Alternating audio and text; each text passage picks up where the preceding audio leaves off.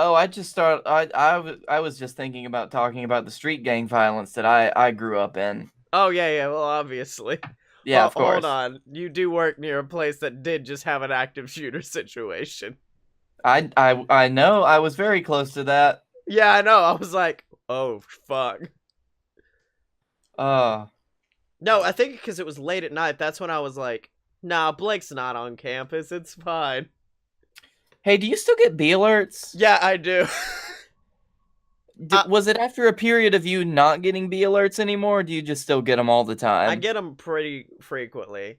I may, Okay, good. yeah. I just wanted to know because I signed your number up for my B alert list. Wait, what? Why? I, I just wanted to let you know if I was safe. I just want to let you know about my mama and my Scotty. Make sure they know that I'm safe. I do love the fact that you were going down the list. They're like, well, you get 3 people to add. You're like, Mom, Dad, Scotty. I would Yeah. sign up somebody who I don't know that well, but I still had. Like, didn't I have this guy, like, in that one? I had this guy with me in English 102 that one year. And now I'm just getting B alerts about every time that he's safe. I just want to make sure you're safe, damn it. Yeah, exactly. Is he safe? We have to call Greg Williams. He took you at 102 with Scotty his sophomore year. He'll Well, know. I more like the idea that you forget who you signed up for your B alerts. Oh, yeah. So poor Greg is just he's moved away. He lives in Seattle now and Yeah. he keeps getting B alerts. No, with me, I like the idea that it's not the normal B alerts where it's like, this is like we're in danger. There's an active shooter. Instead, it's a B alert that tells you specifically about if Blake Tanner is safe during the emergency. Well, yeah, that's why it's a B alert. Yeah. Yep. Yep, It's a B alert. that's me. It's The B. it's my alerts. Whoa! Ladies and gentlemen, boys and girls, children of all ages, it's time. It's time. It's time for a load. I'm talking about a load. A load of BS. That's right, ladies and gentlemen, a load of BS. The greatest show on the planet, featuring the 2 best damn men of all time, and I'm talking about he, the B to the L-A-K-E. It's Blake Tanner. I literally was here and I said I'm ready to start the show and I was still caught off guard by the fact that we started the show. And the and the man laughing wildly in the corner is the Scotty Moore. I counted down. I said 3, 2, 1, and you were just like, "Oh, Scotty's just trying to learn how to count." What the fuck is this? Scotty, that's not how you do the count. You do it the other way. No, it's the opposite direction. Oh, buddy. It's okay, I'll help. It's all right. So you had a buck wild weekend while I got to stay here and sell shoes to people. That's nice, yeah. I think it was probably Wednesday where I got home super late at night because I'd been rehearsing for a show that I'm in. Yeah. And so my dad pops up and he says, "Hey, want to go to Kentucky on Saturday? Kentucky Comic Con?" What? What? Okay, Yeah. sure. Fuck it. Um, so he wanted to go because he's really big into autographs. Yeah. Yeah. And his current goal is to get an autograph from everybody in the original Star Wars trilogy. Right. Period. Um, so he's got a bunch of them, and he wanted to get them authenticated. Mm-hmm. And the only group that's really certified to do these authentications was going to have a booth in Kentucky, and they weren't going to be around our neck of the woods for a while. So, Can I just say, just to like, I think it was probably like right after you found out about this, you then went to the Fight Boys chat and just go, "Hey Scotty, you want to go to Kentucky?" At which Yep. point I was like, "Wait, the fuck?" Because I knew I had work. I was like, "Is it something worth taking?" And I looked, and I found out I thought that this was just you had got a wild hair and saw that Ric Flair was going to be there, and we're just like, big man, we are Woo! going Kentucky. But no, instead you were just like, no, my dad has a lot of Star Wars autographs, and I was like, how many? You're like, don't ask that. His current goal is to get the Rancor Keeper from the 6th episode because he doesn't have him yet. That is such a good specific goal. That dude was actually there, but we didn't have the money after authenticating the autograph. Oh no! Yeah, that's why I ended up going. I was like, Ric Flair. He's apparently a little bit of an egomaniac because I think the tickets to get an autograph and picture from him was like $75, wasn't it? And then Yeah, Billy it was D 70. Yeah, and then Billy D. Williams was like 85, and I was like, all right, look here. If I have to choose between the Nature Boy and a nice, refreshing Colt 45. And of course, like fucking Ian McDermott was there. Emperor fucking Palpatine. I mean, Palpatine. you go up to him, and he's just like, do you want me to sign something for you? And you just hand it. Do it. Do it. Do it. Oh, yes, I bet he hasn't heard that one before. Well, to be fair, that was not McDermott. That was original Emperor. Or was it? No, it was McDermott. It was always McDermott. He was always Palpatine in the movies. No, wait, what? I thought New Trilogy was a different Palpatine. No. What? They got the same dude? Yeah, he was made up to be super old in the original trilogy. It's the same guy. Holy shit, I love that. And here I thought only R2-D2, C-3PO, and fucking Chewbacca were the only original ones. But no, Old Man was also one. I mean, then again, he was only really in the 3rd movie for all of 20 minutes. Yeah. Do it. You know, not for nothing, anybody who has stuff to say about a certain character that showed up in The Last Jedi, but still. Do it. Do it. No, wait, hold on. What character are you talking about in The Last Jedi? You fucking know. Is he a certain tiny green gentleman who's now joined us live on air? No, he's a certain tall, fucked up faced gentleman. Oh, that guy. Okay, I'm sorry. I guess played by Andy Serkis. I didn't get a chance to say this. Yeah. But I cannot tell you how uncomfortable I was seeing just like regular Andy Serkis when I saw Black Panther. Oh, that's right. He is in Black Panther. And the only way that I thought that he was comfortable doing that was if they put all of the CGI balls around him as he was doing his acting, and just removed them. No, Blake, that wasn't Andy Serkis you were looking at. That was a 3D model of Andy Serkis put over Andy Serkis's body. So he was just like, "All right, guys, I'm ready to go. Let's do a film." You say I'm going to be a giant ape for this, right? No, you're just gonna be a guy.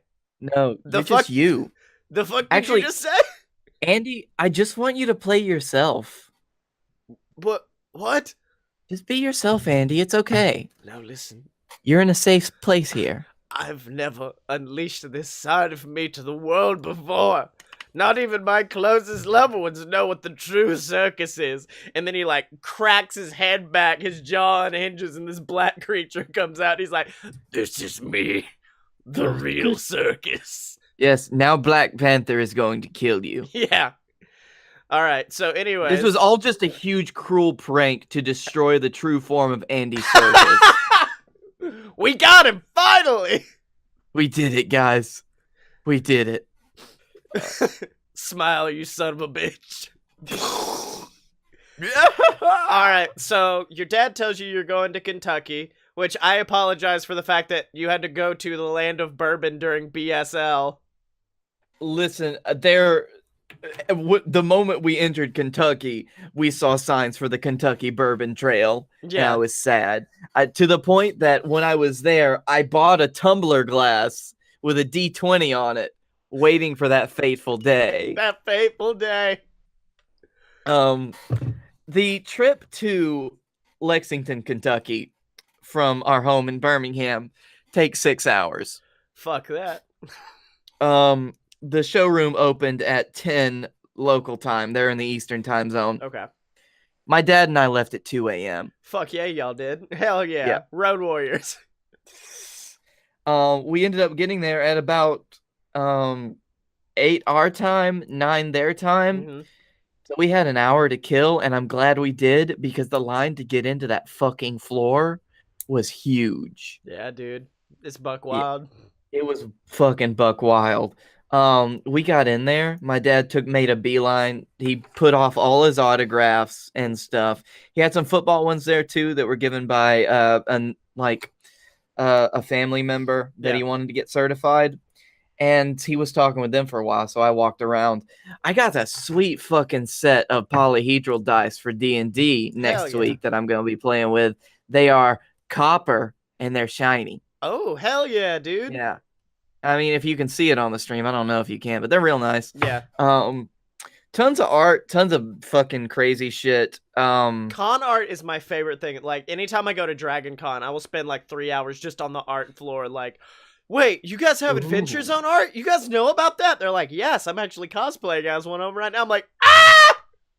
There was a woman who I fucking loved her so much. She was dressed as Merle from the Adventure Zone. We are currently engaged to be married. Yes. Well, she had a bunch of fun art too. Yeah. And there was I forgot about this. So there was an announcer who would be announcing the events and stuff. Yeah. And he was probably just the most unpassionate guy. He did not want to be there that day. Everyone, the Matt Mercer signing has been pushed back to 11:30. He will be in the building soon. Yeah. Pushed back to 11:30. Every 5 minutes, you would hear this man come on the intercom and say, "If you are not walking through the aisles, please stay to the right or the left. Please keep moving through the aisles. You people smell." Wait, hold on, really? No. Oh, I wish. Oh, You could tell that was his subtext. Mm-hmm. Oh, no, we had someone like that, except the exact opposite. We had the flamboyant version of that guy, except he wasn't at a convention. He was at, like, a chips and dip place in Gatlinburg. Like, one of the places where you can go and, like, dip and try different hot sauces and different dips. This man is running around like he is doing RuPaul's Drag Race. He is like, all right, people, we got dips over here, we have dips over there. Try everything you want, but no double dipping. That's our rule. And every 5 minutes, he told us no double dipping, to the point where I wanted to out of spite. I was like, you know what? No, I'm about to double dip in all of these motherfuckers right now. Hey, you know the fun thing? Mm-hmm. I would have double dipped. I would have done it. As I'm leaving, he's just like, no doubt. What? And I'm like, come here. Come here. And I just grab him by the collar like I'm about to say Hail Hydra. But instead, I'm like, I double dipped. And then he melts. Yeah. Into just a pile of ash. Exactly. So we get there. We have some fun times. We're walking around like the signing area because they just have a bunch of booths with the different actors and personalities that were there. I forget the laundry list of people that were there, including like you said, Billy D. Williams, Ian McDermott, a bunch of wrestlers, Ric Flair, Trish Stratus. Rey Mysterio was there, and Ric Flair. Woo! Hey, how you doing, man? It's been a while. It's good, Rick. I actually tried to get like a decent picture, like a selfie of me and Rick in the same, kind of in the same frame, even though I was 30 feet away. Wow, Ric Flair's a lot smaller in real life. Oh yeah, he's actually a tiny man. Yeah, exactly. This was actually where I had one of the most fun experiences of the day, where like I kind of there's a bunch of people trying to get through. It's almost impossible. and I see a dude trying to get through, and I don't think much of it, and I just kind of move out of the way, and I tap a dude who's not noticing, and he kind of gets out of the way. And the dude that was trying to walk through, he was kind of standing there a little awkwardly for a second, Yeah. just trying to get past this guy. Uh-huh. And kind of he nods and he says thanks. And I didn't notice until that moment that it was Matt Mercer. What? You were just like, now you owe me. Now you owe me. Hey, Matt, tell me all your good Critical Role stuff. Where's your campaign going now, Matt? Tell me. I need to know. How are you so good at D&D, Matt? Matt, give me your voice. Isn't he also isn't he's what Overwatch character is Matt? I can't remember. McCree. Yeah, it's high noon. Yeah, exactly. You're just like, wait, Matt, come here. I let you by. I think we now need an it's high noon from me. And he's just like, oh, okay, fuck you, and then walks away. Oh, you sure? Fuck you. Mm-hmm. See, that's what fuck you. That's what I like about cons is the fact that every once in a while you just look over and be like, oh, that person is just they're just walking like a person, unless you're Stan Lee. And I know I've told this story before of where fucking Stan Lee had this bodyguard just like, everyone clear the way. And I'm like, oh, someone's damaged and hurt. And then this just old man walks through in front of me and I'm like, oh, I'm now a superhero. I think that might be a little different because Stan Lee is 95 years old. You don't know. No, Matt Mercer comes by you in a tiny cart and he's just like, I'm 90, it's high noon, 5 years old. And you're like, you look really good for your age. He's like, thank you. Keeps on going, buddy. I'm a vampire. And then Nick Cage runs through. Is Matt Mercer a vampire? Matt Mercer's probably a vampire. Let's be honest, guys. That's true. I think Matt Mercer's a vampire. Matt, hit us up. Are you a vampire? Hold on a second. I mean, I can tweet him real quick. At Matt Mercer, are you a vampire? So, okay, you met Matt Mercer. Yep, then we walked around and we saw some stuff and we looked at some things. And then that was about 6 hours, so we bounced. Wait, what? After 6 hours in Kentucky... Okay, I remember a very long time ago, you gave me a rule. You gave me a rule about going places, and what was it? I forget now. I try to follow it still, but it's kind of gotten lax. But if I'm not reasonably going to be in the place for like 2 hours for every hour of travel there and back, then it's not worth it. Right. But I wasn't paying for this. Exactly. Oh, the minute you were like, my dad we'll get you a ticket in. That's when I was like, now that's tipping the scales right there, my friend. Right. Oh man, but no, I've been at home coming up with our new business plan, Blake. And hold on. Okay, do you have more? Oh yeah, of course. I'm still trying to get to Matt Mercer's Twitter, so it's okay. We got time. Well, we said, okay, we're gonna bounce. We're done. Before that, my dad had to go back, and all of his Star Wars autographs were good and authenticated. All of his Alabama football autographs were fake. What? Now he's got a bunch that are real and that have been authenticated, but this family member of ours that has given us and many other family members autographed like cards and shit for famous football players. It's a fake. Oh my god, what? It was fucking fake, man.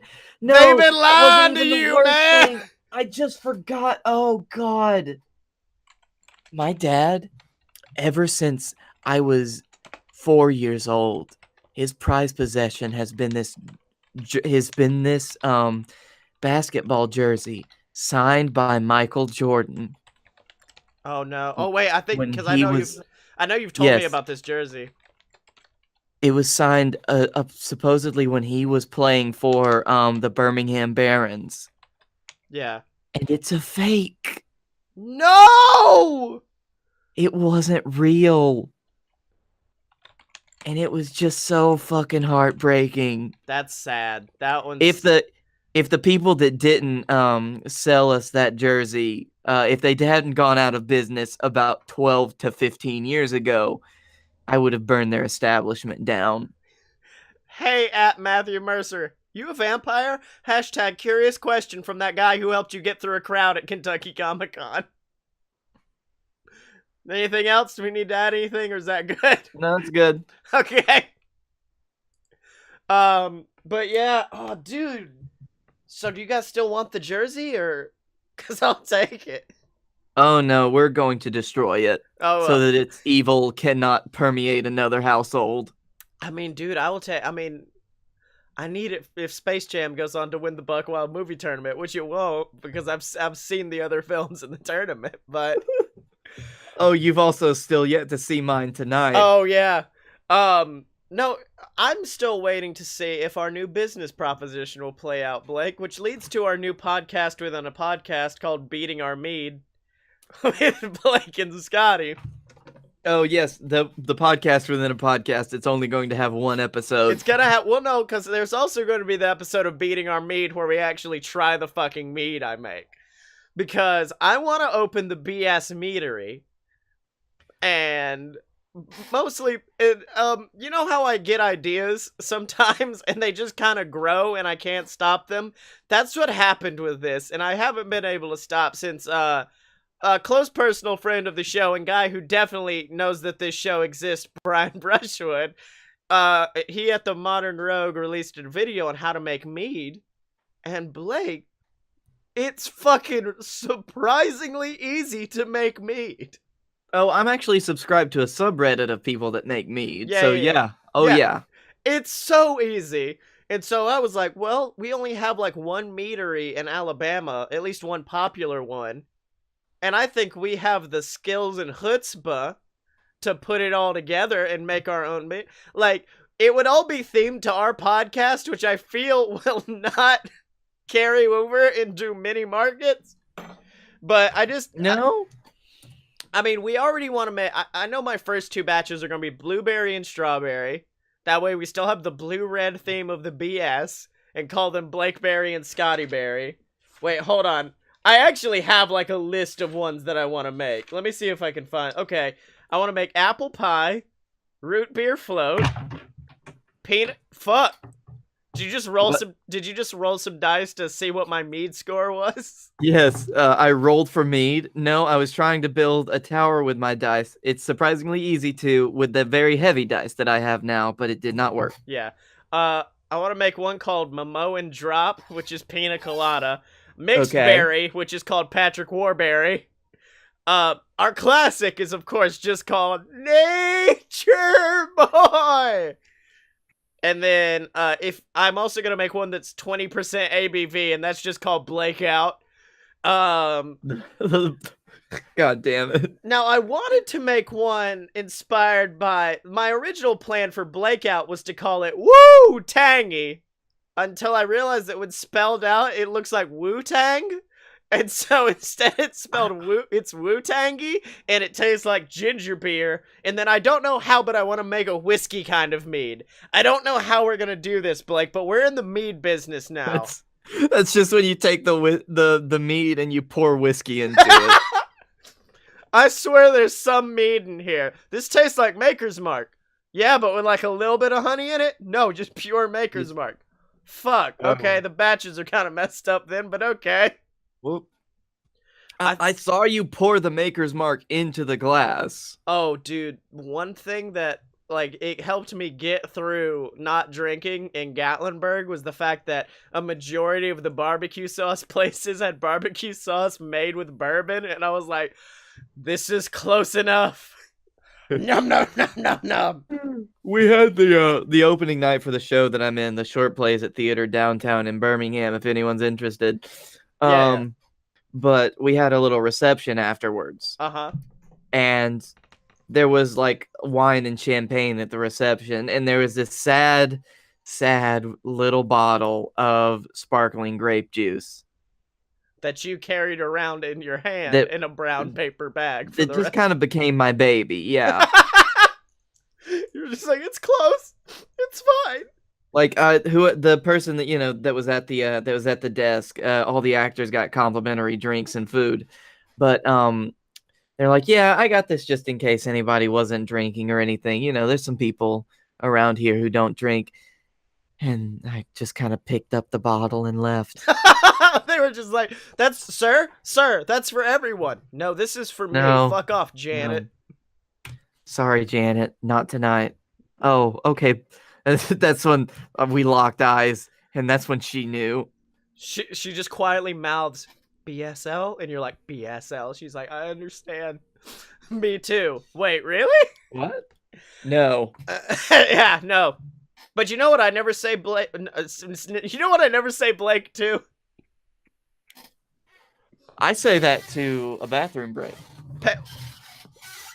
Merch.loadofpurebs.com. That's right, everybody. Merch.loadofpurebs.com. It's the website where you can go to get BS merchandise. We have our brand new A Load of BS like anime logo. That was our shirt last month. We got a brand new shirt this month. I make new shirts for the podcast every month. And then, of course, we got shirts for all the other shows. Fight Boys I make shirts for. Opposite Attractions have shirts. Hell, even some of the YouTube shows have shirts.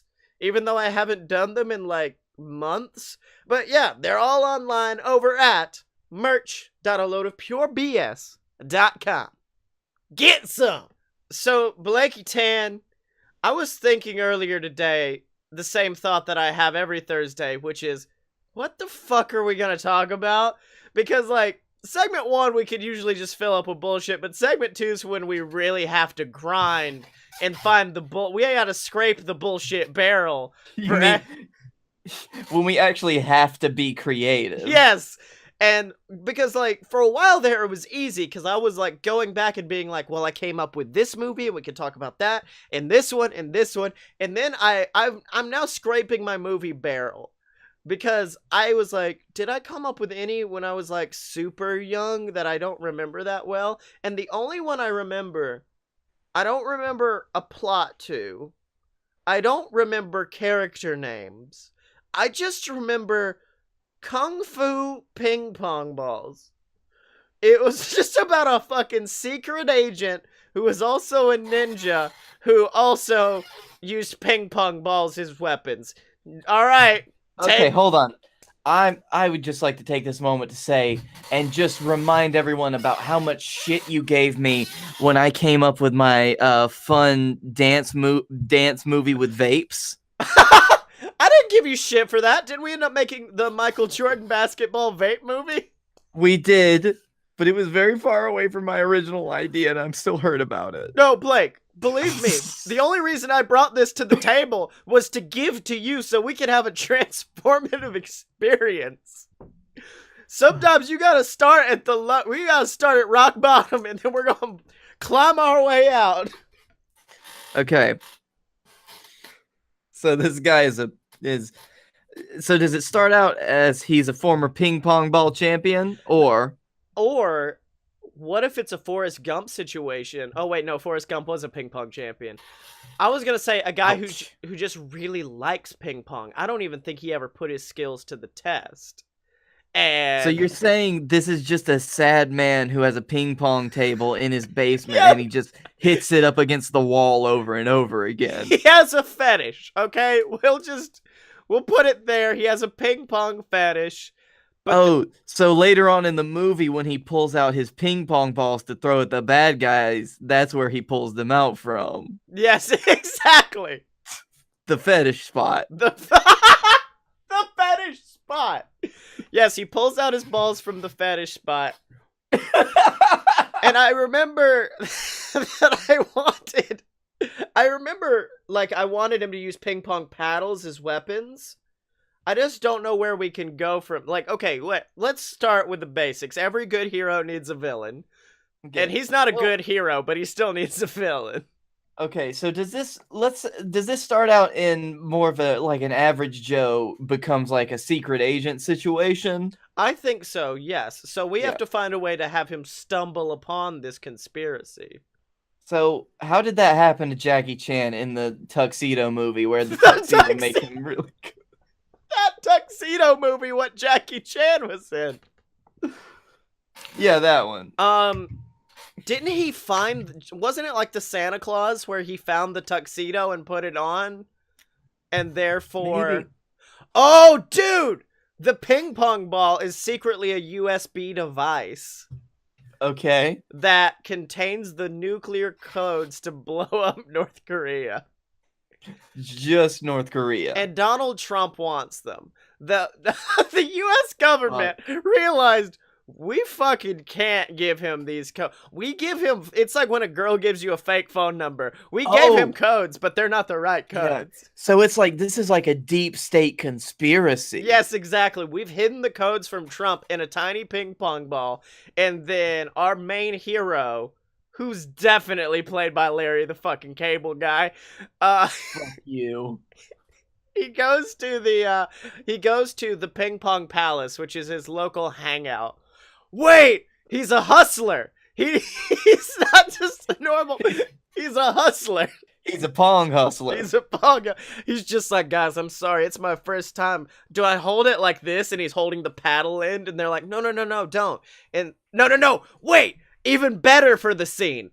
The guy is like, do I hold it like this? And he holds it by the paddle end, and the other guy's like, sure, that's totally how you hold a ping pong paddle, idiot. And then they start playing, but it turns out he's just as good with the thin end of the paddle as he is with the other, and kicks his ass. Okay, I'm into that. Okay. So how does he get this USB ping pong device? I think, fuck. Okay, we're gonna go, there was a truck going by somewhere, and it fell off the truck, like, out of some dude's pocket. Okay. Like, there's just, it's gonna be, like, a Dumb and Dumber situation, where he just stumbles. Could we have a moment where, like, the serious, actual secret agent, who is also really cool, can it be more like a Kingsman situation, where he's in it for all but 5 minutes of the movie? Or he's in it for about 5 minutes. Yeah. And then he loses the ping pong ball and gets his shit jacked. I thought, oh wait, so what you're saying is that he loses the ping pong ball, like, outside of the ping pong emporium, and then he's just like, oh no, walks into the street to pick it up and gets hit by a semi.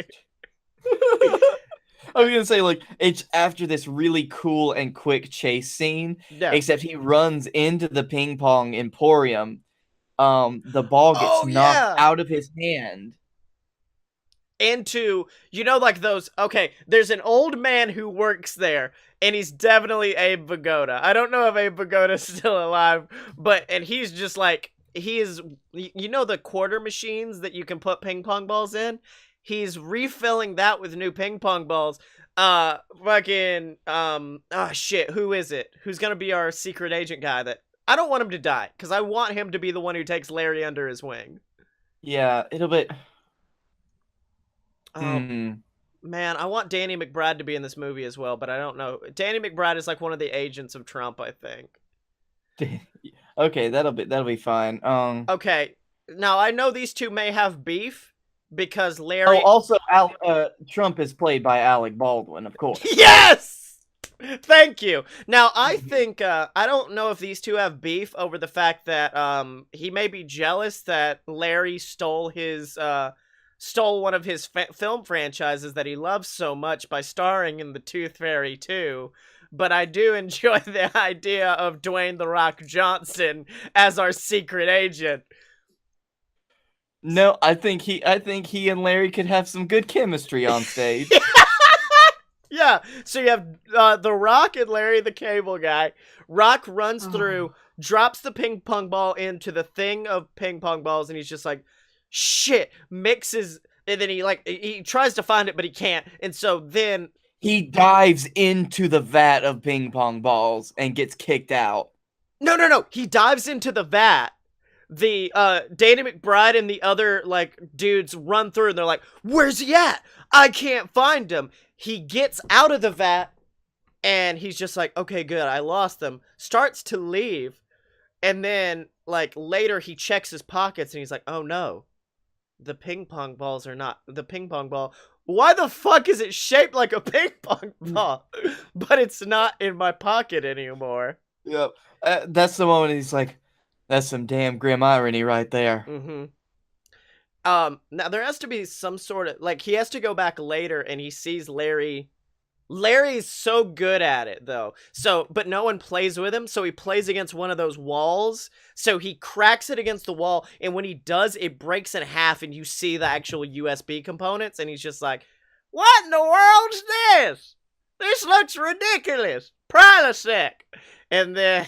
And then he puts it up his butt. And then, yeah, no, and then Dwayne walks in, and he's just like, that's the most dangerous thing in this entire world. This could lead to our country being destroyed and also North Korea. And he's like, I don't like North Korea. Maybe I should just give it to him. They're like, fucking think for 1 second in your dumb life, Larry.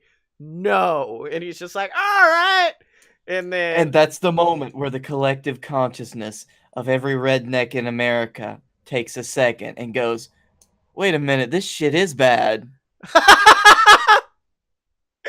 Wait, are you saying that, like, fucking We Are Legion, Larry the Cable Guy is the lead redneck, and all other rednecks, when Larry changes his mind about something, fucking the rednecks change their mind about it?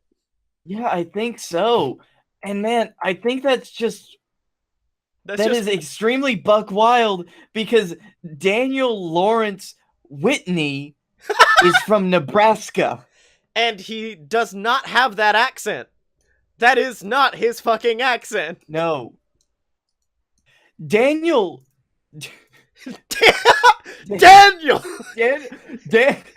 Lawrence Whitney was born in Pawnee, Nebraska. Yeah. Uh-huh. Larry the Cable Guy came from, like, a Florida show, I think. Like, he did a show in Florida on the radio, and he called in as Larry the Cable Guy, and from that, they were like, you should make a career out of this. Did Larry the Cable Guy emerge from the chest of Daniel Whitney? No! Larry the Cable Guy is inside, it's like Andy Serkis. Larry the Cable Guy is inside of Daniel Whitney, waiting to burst forth whenever the vessel dies and goes. I thought you were gonna say it was more like the Nutty Professor. No, it's even better. He's on, like, a date with a girl, and he's just like, I think I've just had a really good time with you tonight, Barbara, and I just really want to thank you for having some... Oh, no, please, Barbara, you need to leave. Barbara, you need to, after having such a spicy meal, take some Prilosec OTC. Run! Run, Barbara!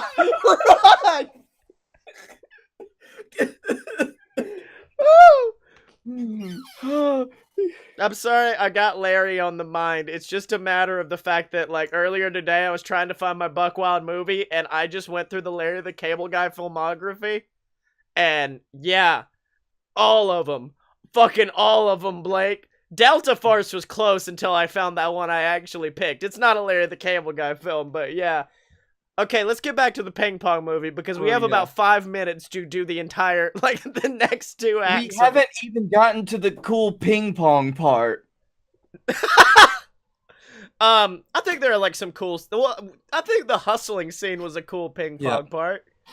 So we've got to make an incident that happens where Larry becomes so integral to the plot, like he has to become attached to this USB device somehow. In the way that The Rock just can't take it away from him. Oh, okay. How about the fact that it's not the fact that he can't get rid of the USB. He can't get rid of Larry. Larry thinks that it's Dwayne The Rock Johnson. He doesn't understand that it's just a character. He's like, you look like The Rock. I love The Rock. And he refuses to stop following around Dwayne. And then... Hey, where's Kevin Hart?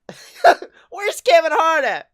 And then from, like, my inside, you just hear Kevin Hart inside. I was going to be in the movie. And then they wouldn't pay me enough money. And then I turned to Dwayne and I said, Dwayne, you're doing it with Larry the fucking Cable Guy. How do you like that?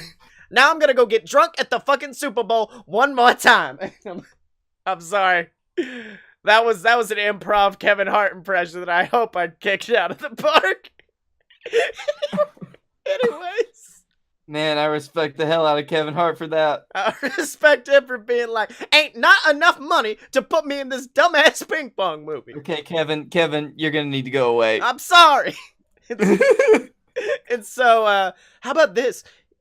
Uh, it could be like a fucking. I hate to bring this movie back up because we are going to have to talk about it one more time in the movie tournament. But it could be like fuck. I can't remember the name of that shitty Sacha Baron Cohen movie. But where the CIA agent does not realize that Sacha Baron Cohen is there. Dwayne doesn't realize that Larry the Cable Guy is there. And so he's at like some secret organization and he's just like, why are we hiding out? And he's just like, what the fuck? And then misfires. And then that alerts them to their position. But then Larry shows his prowess with a ping pong paddle and ball. And that's what helps them defeat the bad guys.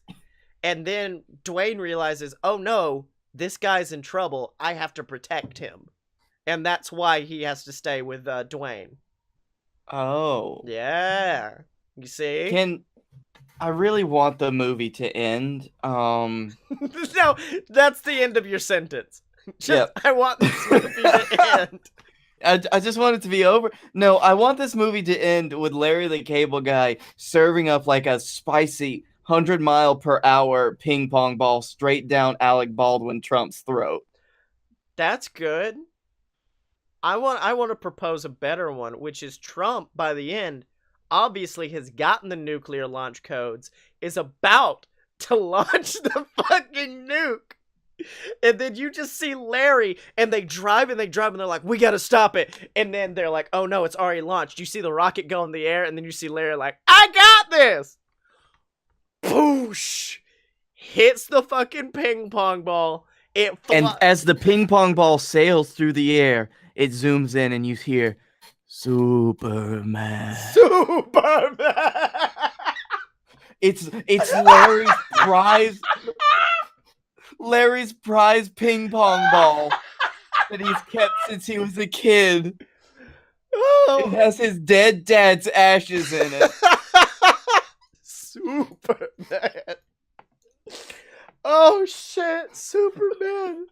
And then, okay, I don't think it can be a nuke. I think it has to be a normal missile, because if it's a nuke, my plan was for the ping pong ball to set it off before it can do any damage. But if it's a nuke, it's gonna do damage no matter where it's at.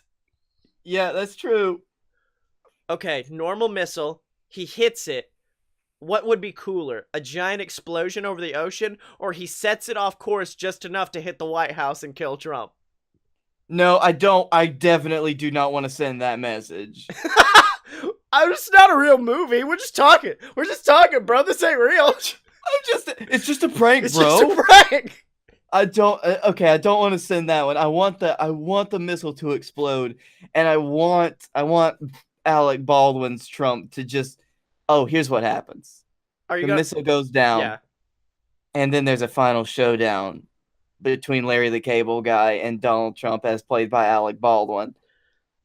Now, do we? And it shows, we find out that Baldwin Trump is really good at ping pong. Oh shit! Now I was gonna say, do we want to make him like actually like evil, or more of a Kim Jong-il in Team America, just inept fucking world leader?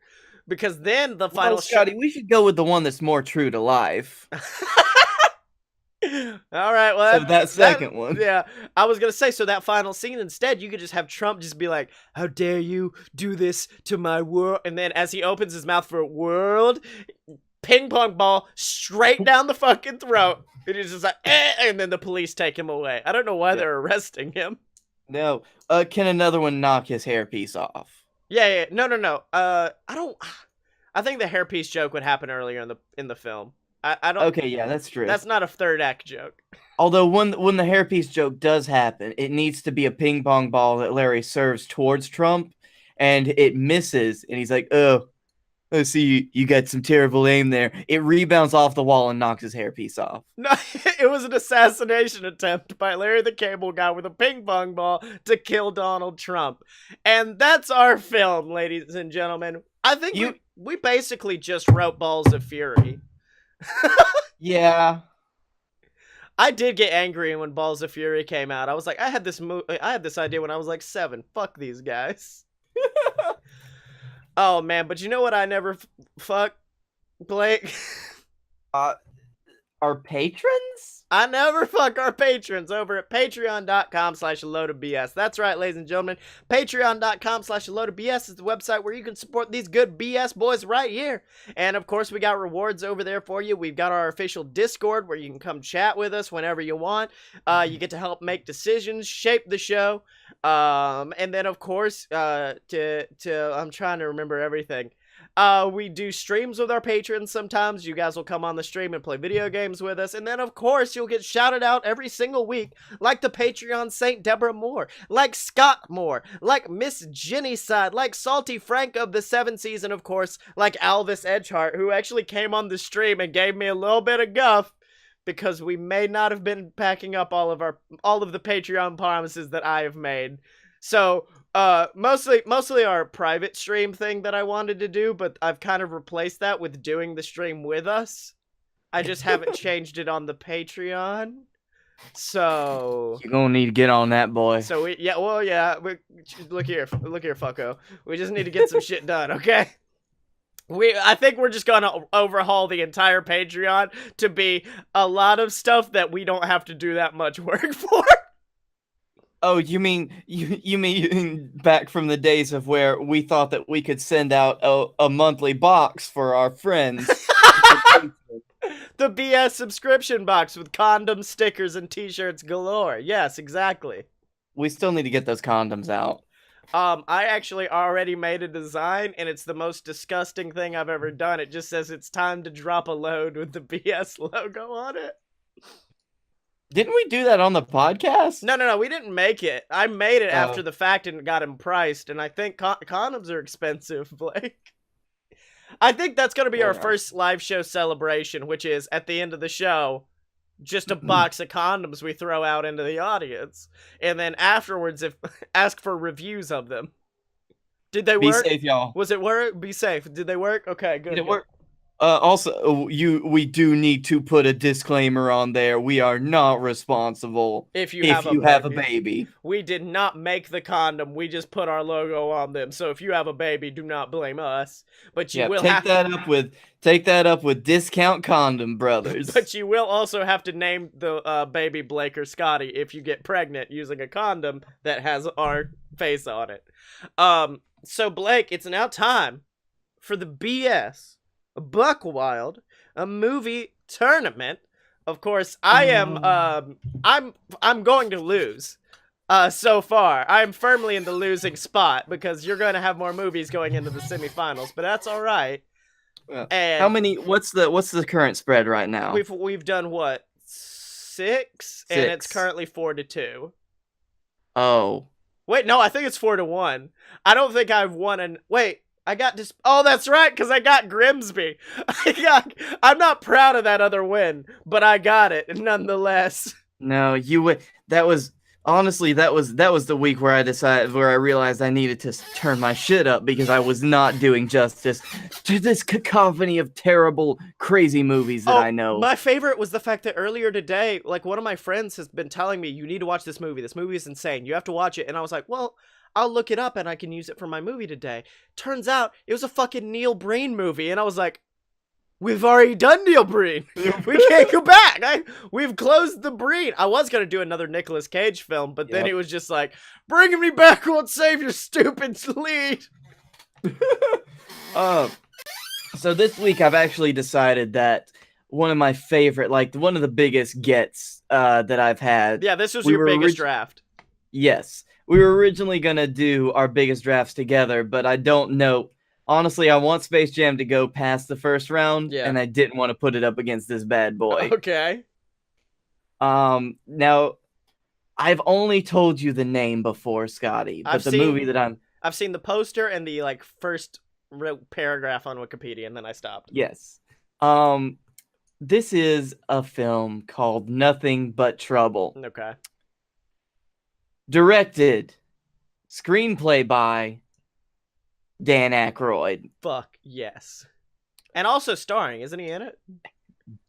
Oh, he is in it, my dude. He's a regular Tommy Wiseau.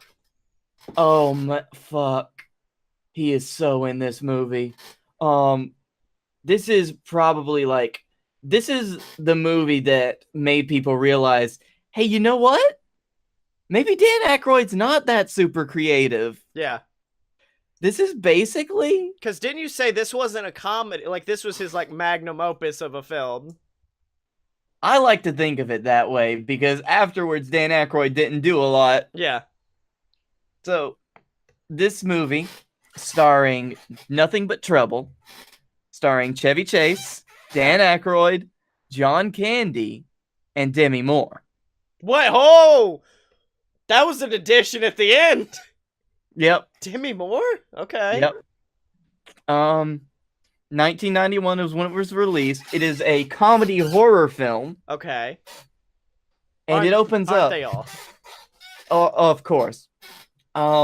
Chevy Chase's character Chris Yeah. is hosting a party in his Manhattan penthouse. He is a financial publisher, also known as a banker in this movie. He meets lawyer Diane Lightson, Okay. played by Demi Moore, and he agrees to escort her to Atlantic City and drive her there, basically. Okay. I don't remember why. With Thorne's clients, who are two obnoxious but wealthy Brazilian siblings, Fausto and Ronaldo. What is this name? I've heard this name. I forget the name. It's Quirinziu. Insecurity. Insecurity, yeah. Upon hearing this, Chevy Chase's character affectionately dubs them the Brazilianaires. Oh, fuck you. That's a good one. um, so those those two jump in along. On the way, Chevy Chase takes I guess a scenic detour off the New Jersey Turnpike. And as you well know, leaving the New Jersey Turnpike just basically means that you're in a Mad Max-esque world of despair and sadness. Oh, yeah, of course. And they end up in this tiny rundown village of Vulcanvania. Vulcanvania. Vulcanvania. Live long and prosper. Yes. So Chevy Chase, he fails to stop at a stop sign, and he's like, it's fine. It won't get pulled over by or anything. He gets pulled over by a police car. He tries to escape. Yeah. And basically run from the pursuing officer, Dennis Valkenheiser, played by John Candy. But Dennis, in this old ass cop car, presses a button. Uh-huh. And this thing outruns the Manhattan banker's very fast car because fuck you, it's a crazy. Okay. It's just a souped up police car. Let's just leave it at that. Okay. Okay.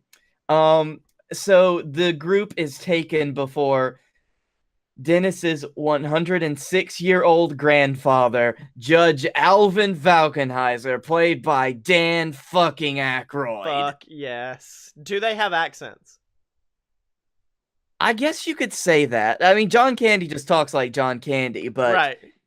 Dan But Aykroyd, Valkenheiser. Judge Valkenheiser, he has an inimitable accent. Yeah. He kind of I can't even try to do it. How quickly you were like, no, fuck this. I'm not doing fuck it. So all of these people refer to him as Reeve. Reeve, okay. And he confiscates in the judge's office, which, by the way, the judge is his office is his house, and it is this crazy like puzzle box mansion that looks like it was built halfway with. I guess it's just crazy shit, basically. Yeah. He sits on his own propelled chair. He presses buttons and shit happens. Okay. So, by the way, the judge confiscates their driver's licenses, all of them. And Chevy Chase's character makes one too many smart alecky remarks, as this says. Oh, that So Chevy. Chevy, to which the judge responds by opening a trap door under them and throwing them into The Rancor pit. what the Rancor pit, which is referred to as his courthouse slash funhouse to to be judged. Okay. Later you see what that judgment could possibly be when some drunk drivers who are pulled over by Candy that have apparently threatened him with a gun. Yeah. Um, he pulls up and these people are fucking wasted. Mhm. Dan Aykroyd pulls out like a pound bag of cocaine, a gun. He's got like brass knuckles on there, a knife and bullshit that they've confiscated from them. And he sentences them to immediate death at the hands of the deadly roller coaster nicknamed Mr. Bone Stripper. That sounds like a fun way to die. Mr. Bone Stripper has his own theme song. Oh, that's good. That's really good. Yeah, so it shows them kind of go on their wild ride, and they enter Mr. Bone Stripper. It's made to look like a mouth with a bunch of pistons that basically strip their bones and shoot them at a target on the other end. Oh, so it's not. Oh, wait. So the roller coaster is before Mr. Bone Stripper, and then you Yes. end in Mr. Okay. The whole thing is technically Mr. Bone Stripper. Don't belittle Mr. Bone Stripper, Now, hold okay? on. Well, hold on. Say his name correctly. Mr. Bone Stripper. Mr. Bone Stripper. So the original group, Chase, Moore, and Co., are invited to dinner with the judge. Okay. And there are a lot of bizarre food choices, I guess you could say, including the table opens up to reveal a model train that delivers hot dogs to them. I like that. And, okay. Of course, the judge had with his drink of choice, a can of warm Hawaiian punch. Oh man, what flavor? Because I feel like that might not be bad. No, it's Hawaiian. Hawaiian punch is a flavor. Oh, okay, so it is the Hawaiian punch, not. Yeah, it is Hawaiian punch brand Hawaiian punch. Okay. So at this point, the judge realizes that Chevy Chase is a banker because he has financial affiliations, and he blames all of the town and his family's misfortunes at the hands of corrupt, coal-dealing money men. Okay. The group attempts to. Oh, by the way, I didn't mention, but this is when you're also introduced to.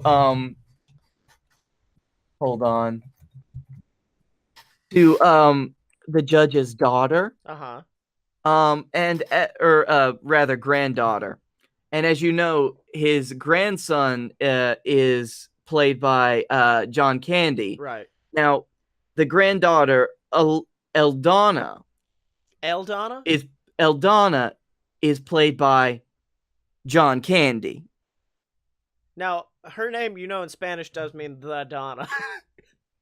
Yes, I'm trying to pull the point that she is played by John Candy. Oh yeah, no. This was the 80s, dude. That Eddie Murphy bullshit don't surprise me.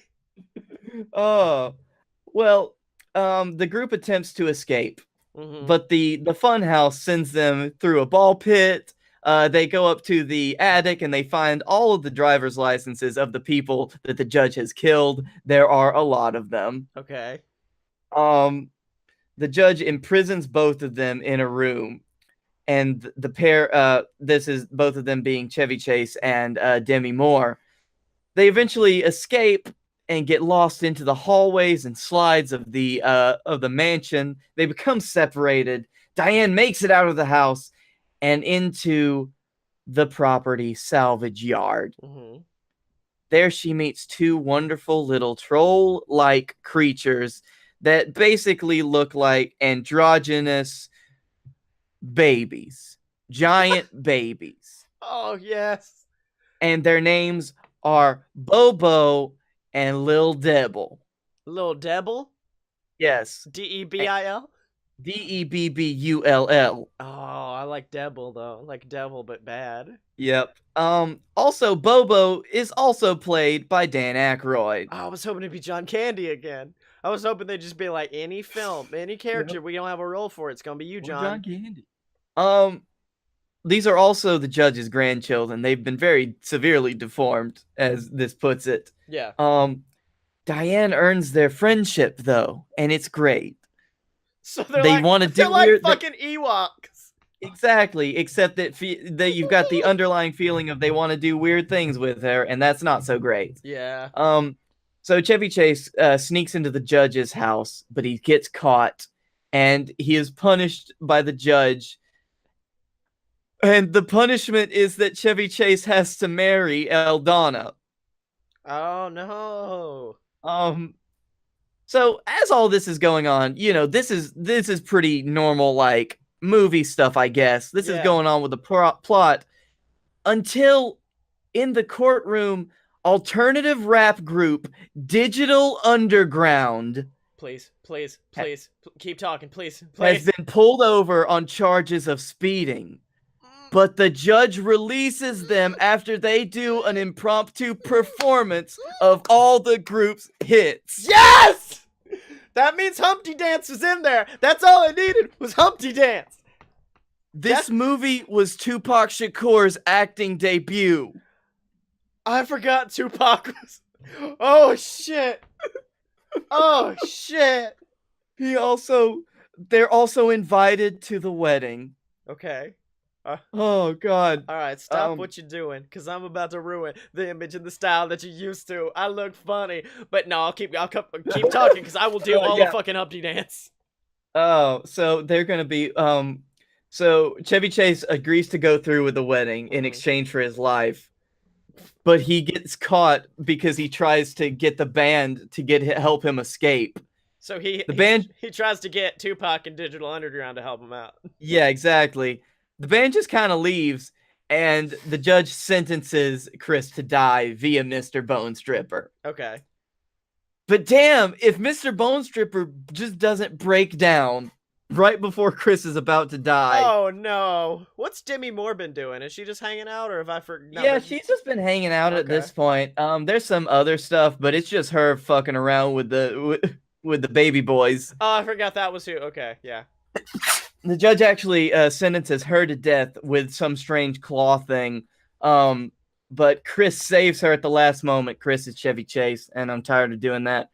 And the two jump on a freight train back to New York. All right. This is like Saw for idiots. Yeah, we're not done yet. Oh no. The two, Demi Moore and Chevy Chase, actually report what's been going on in Vulcanvania to the state troopers.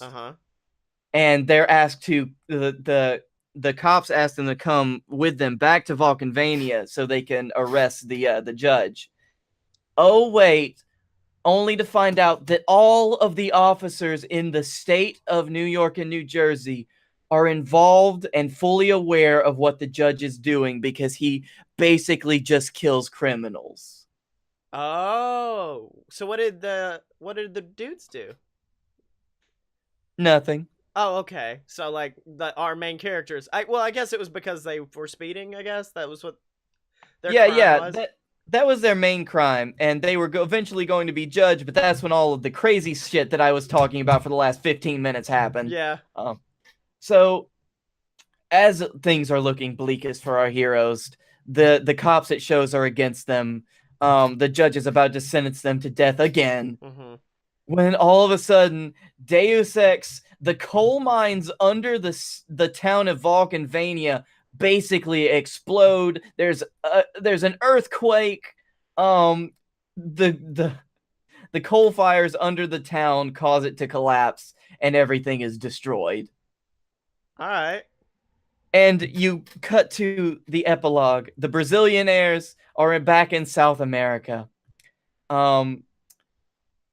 Chris and Diane are shown relaxing in New York because there's this terrible romance subplot between them. Oh yeah, I could see that. That I didn't even feel like getting into. Don't worry, that's for later.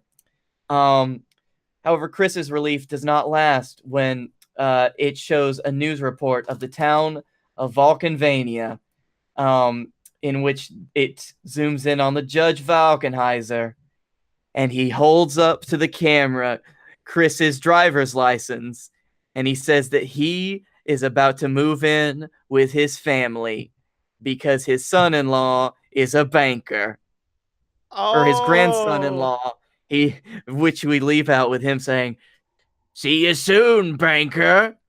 To which Chris reacts by panicking and literally crashing through the wall, leaving a cartoon-like impression of himself as he runs far away. all right.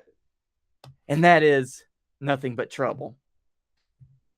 Like, I'll be honest. I was nervous for this one, but I'm gonna say Lobster was more buck wild than this. This was actually, like, coming from it from the 80s perspective, this seems tame. But then again, by 90s perspective, mine also seems tame. Because This was also released in 1991. This was Oh. far after Ghostbusters.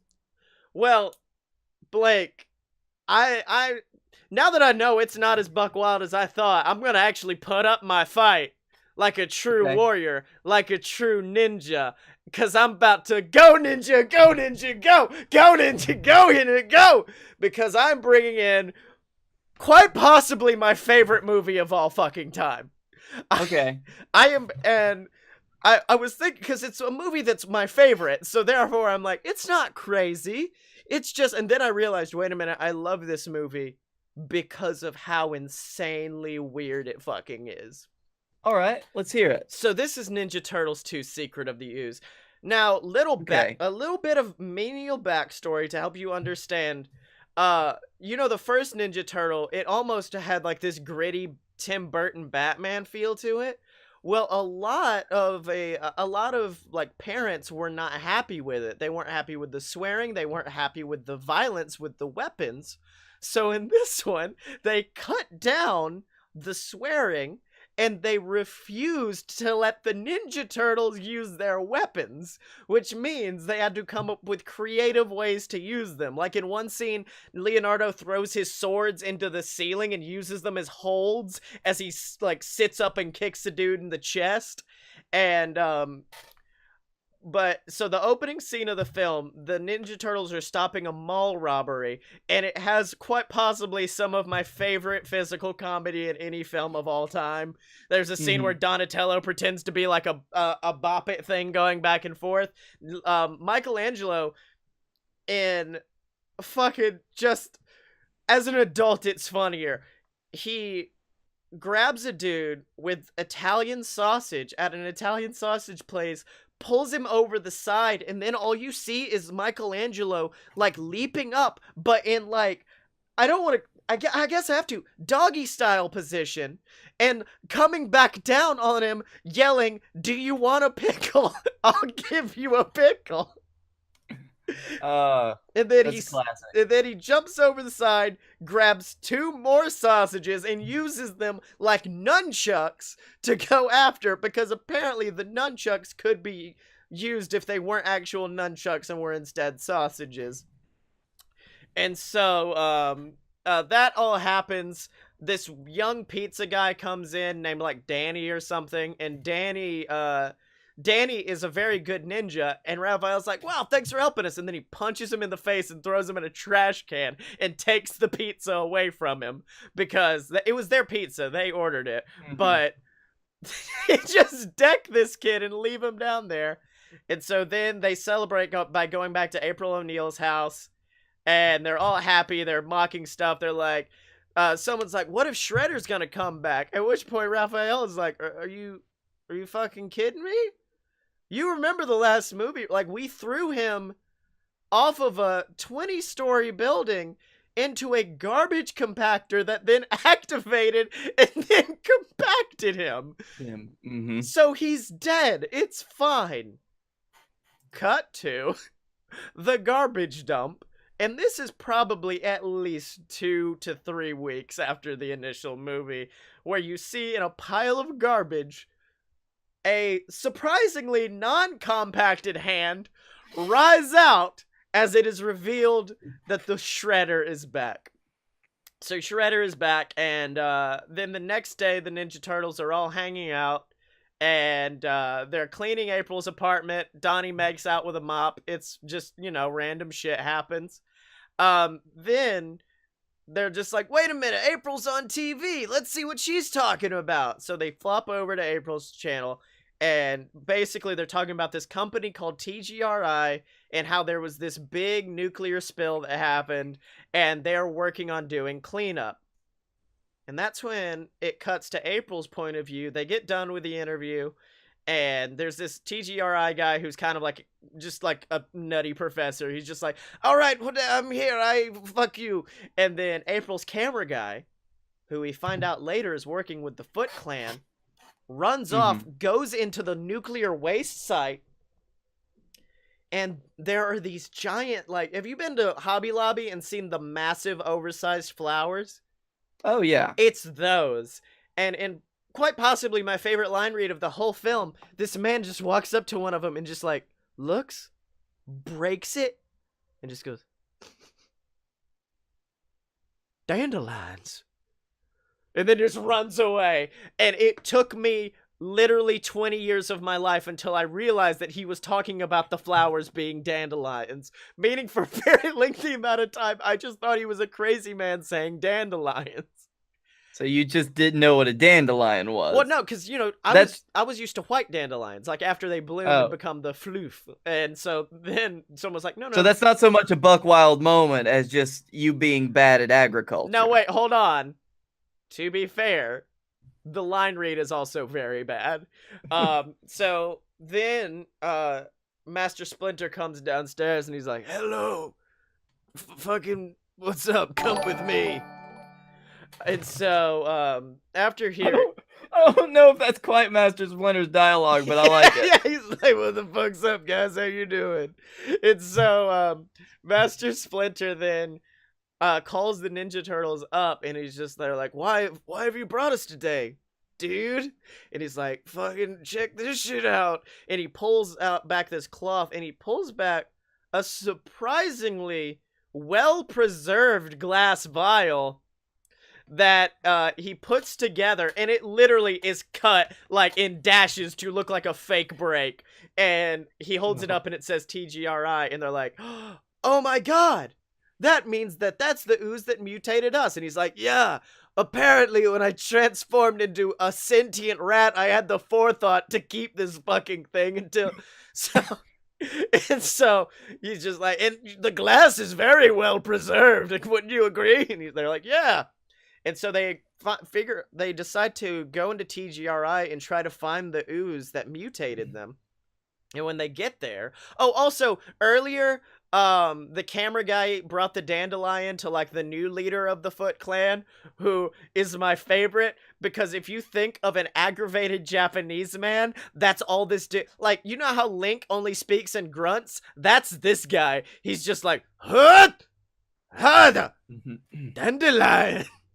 And so in the middle of that, Shredder appears, and he sounds like a child. Not Shredder, the other guy sounds like a child, because he just goes, my master, Shredder. And then Shredder is just like, there's one thing left, revenge. So Shredder's back. And so Ninja Turtles are there, and they figure out that TGRI has gotten rid of all of the ooze vials, except for one. Not sure fucking what. Oh, wait, I do remember now. Because the TGRI guy from earlier was looking, and he was just like, this is the last vial. And then the Foot Clan is like, the fuck it is! And then choke him out and take the vial. And then the Ninja Turtles go in, and they basically look, and they're like, they're all gone except for this one. It says active. And they're like, what does that mean? And then they crash the computer system because Donatello is still just a fucking turtle and does not know how computers work. And so, then behind them, the Foot Clan shows up because they were ninjas, but still decided, fuck it, we're just gonna hang around, I guess. And so, they get into this big fight where the Ninja Turtles end up surfing on random shit, and they end up doing weird football maneuvers. But unfortunately, the Foot Clan get the ooze and they run away. And then Turtles go back to April's apartment, and they're like, we fucked up. Probably should we just go back into the game plan? Yeah, we fucked up today, didn't we? And they're like, yeah. And then Oh, his name is Kino. That's his name. The fucking pizza guy from the beginning of the movie. He shows up at April's apartment, and in what is a very kind of sexually creepy scene, Kino knocks on the door, and April is just like, "Hey," and he's like, "Brought you a pizza. I didn't order a pizza. Oh, it must be for someone else." Cracks open the door and enters on his own. And I'm like, "Excuse me, sir. That's not, I don't care if you think there are mutated animals in here or not. That is not how you treat a client of Pizza Hut." He, Oh, the 90s was a different yeah, time. exactly. So he walks in, he asks April about the nunchucks on the desk, at which point she's like, "I do a lot of chucking." And then all of the Ninja Turtles at once face palm. And then Kino steps on, I think, Raph's foot, and then all the turtles come out, and then he passes out, because in all of these films, anytime a turtle is shown, the human has to pass out, and I don't understand why. And so then they tell Kino about the Ninja Turtles, and then Kino tells them that that the Foot Clan has been trying to recruit them.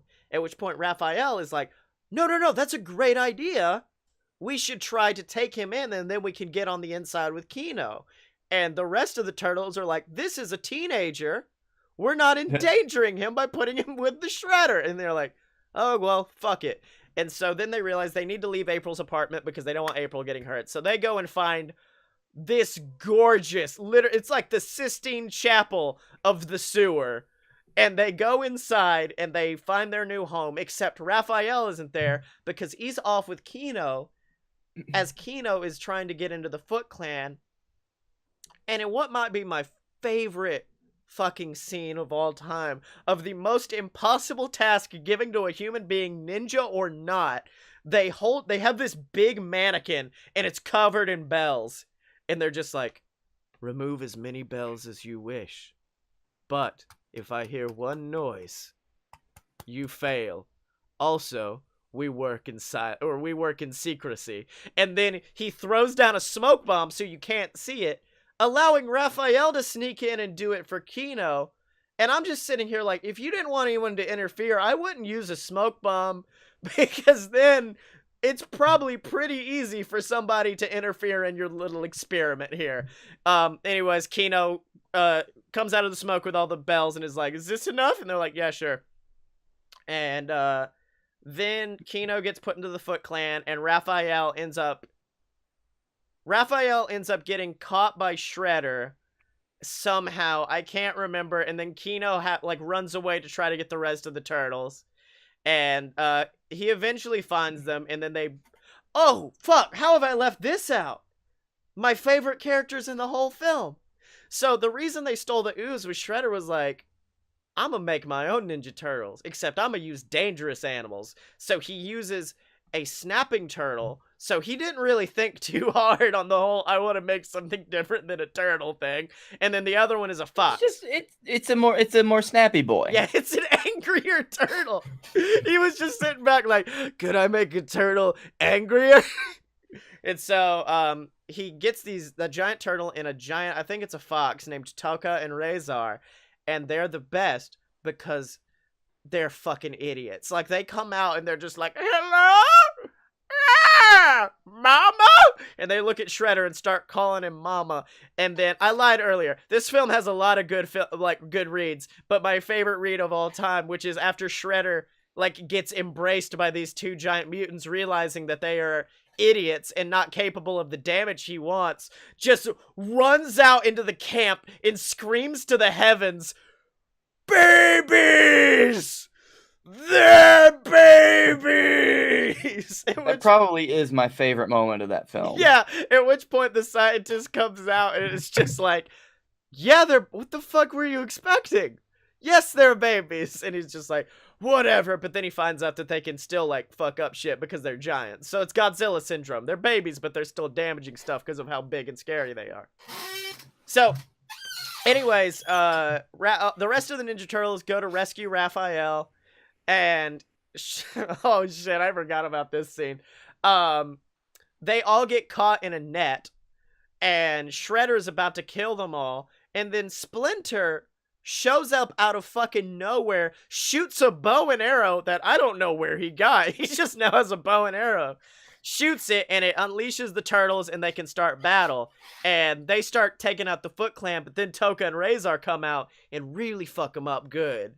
And so they're like, we got to get out of here. So they find a sewer grate, go in, and they go back home with the TGRI guy. I think they got basic. Now they got the whole crew together. Whole crew together is in the forest, or not the forest, in the sewers, and they go back to their new home. At which point he's just like, I created the ooze, and I know of a way to do an anti-mutagen. And they're like, okay, cool, let's make it.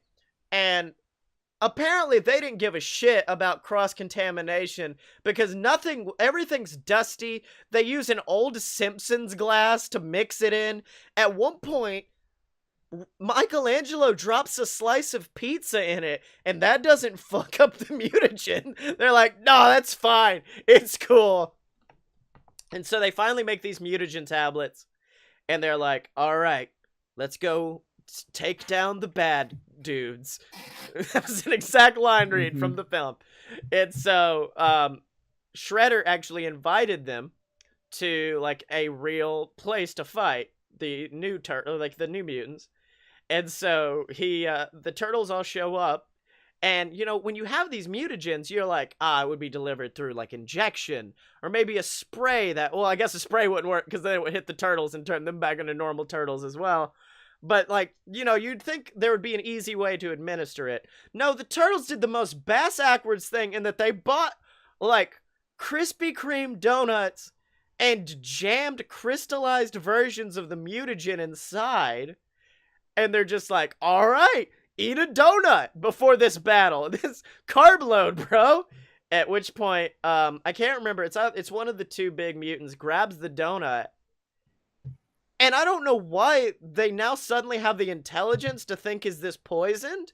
Because they crush it in their hands and they see the mutagen inside. And they're like, oh, we're not going to eat this. And they're like, oh shit, we fucked up. And so now somehow they end up getting the mutagen in them. I can't remember how. I don't know if they force-fed them donuts or something. And so they battle around the arena for a little bit. And then, you know how yours had an appearance from 90s rap group, fucking Digital Underground. Well, get ready for my 90s rap group, because Toka kicks Raphael through a wall that was thin as shit, and on the other side, Vanilla Ice. Don't know why Vanilla Ice is here in this old abandoned warehouse, but he's here and he's throwing a party. And he is performing for everybody. And the Ninja Turtles go in and start battling with them. And instead of the crowd doing the logical thing, which is getting the fuck out because these things are going to kill them, they instead start fucking dancing around them as Vanilla Ice improvs an entire rap song about Ninja Turtles. And so at some point during the battle, the TGRI doctor is just like, well, carbon dioxide could speed up the anti-mutagen process. Perhaps we could do something with that. And then, in what is a scene that would be horrifying if it was anything other than, like, rubber-suited creatures, Michelangelo and Raph, like, mount them and shove fucking fire extinguishers into their mouth and then basically choke them to death with them. And then a few minutes later, they're tiny turtles and a fox. And then, of course, to end it all, they have to go dance on stage with fucking Vanilla Ice. But that's not all, Blake Tanner. All right, we're running real long here, so... Oh, I know, we're at the end, because now Shredder's there, and he has the ooze, and he's like, oh no, the ooze. But then Kino jumps on stage for some reason, and fucking kicks the ooze out of the guy's hand, but then they're like, well, that wasn't a good idea either. But then Shredder drinks more ooze, but then Michelangelo has a... I'm trying to now speed run it. Michelangelo has a guitar, uses the guitar and an amplifier like Marty McFly in the beginning of Back to the Future 1 to blast Shredder outside. But then the mutagen begins to take effect, and it turns a normal Japanese man into former WWF champion Diesel Kevin Nash. Because now Shredder is massive, his outfit has mutated, because that's not how armor works. Somehow the mutagen hit the outfit and made it bigger, takes the turtles down underneath him into the dock, and then they're staring at him, and they're like, basically, we're fucked. I think Leonardo starts praying to the gods of ninjas at that point, and then Shredder takes down the entire, deck above them. It crushes the Ninja Turtles. It crushes Shredder, so now Shredder's dead. And then, the next scene, as you're worried about the turtles being dead, are just 4 shells popping up, unmoving. So now the Ninja Turtles are dead until they finally pop up, and Mikey's like, God, I'm glad, I love being a turtle. And then they go back to the house, and then Splinter holds up a newspaper that says, Ninja Rap rules the world. And he's just like, 10 flips, now! Go Ninja, go Ninja, go! I made another funny! And then it goes into the credits, and that's Ninja Turtles 2 Secret of the Ooze. Right. It didn't start to pick up until the very end, but I still think, to be honest, that the third TMNT movie, Turtles in Time... No, that's the video game. The third one is actually, it's Teenage Mutant Ninja Turtles 3 Shonen Jump or something. But it's just TMNT 3, but it is also affectionately known as Turtles in Time. I thought that was the most buck wild of the 3. It was, but I also didn't know it as well. Whereas with this one, I knew I could make commentary on small things like dandelions. I sent you a picture of Dan Aykroyd's character. Okay. Blake, this may be the coin flip that decides. This may be the coin flip that decides. And also, he's gonna have to be over your screen, so the people at home can see it. Oh, it might be too hot for Twitch. Let me see. Oh, God! He looks like the first draft of, like, a fucking Harry Potter troll. His nose is a penis, Scotty. His nose is straight up a penis. Oh, wait, hold on. And this is the moment right after he deep throats a hot dog. Yeah. And he moves it in and out of his mouth over and over again. Oh, yeah. I wasn't going to get too heavy on the commentary of the little moments until you brought that shit, so... I don't know, bro. I believe in Ninja Turtles, too. I thought it was good. It had some good line readings, but... I don't know. I just never saw the... I was more with you in the fact that I never saw TMNT as a crazier film. I think it merits it, dude. I think you have Vanilla Ice, you have Baby Mutants, you have a lot of weird shit going on. Yeah. In mine, though, you do have giant babies that have big wrenches. No, that's the Bludgeon Brothers. That's the new WWE tag team. No, those are hammers. Yeah. I don't know, dude. This one's a tough one. Mm-hmm. I think we're both bringing to the table relics of their era that, looking back on them now, are really buck wild. Yeah. I could show you the scene involving Bobo and Little Devil. Little Devil. No. His name is actually Little Devil, but it's Little Devil. Little Devil. Okay, you know what? I'll give it to you. I'll give it to you. I was about to show you John Candy in drag with a blowtorch.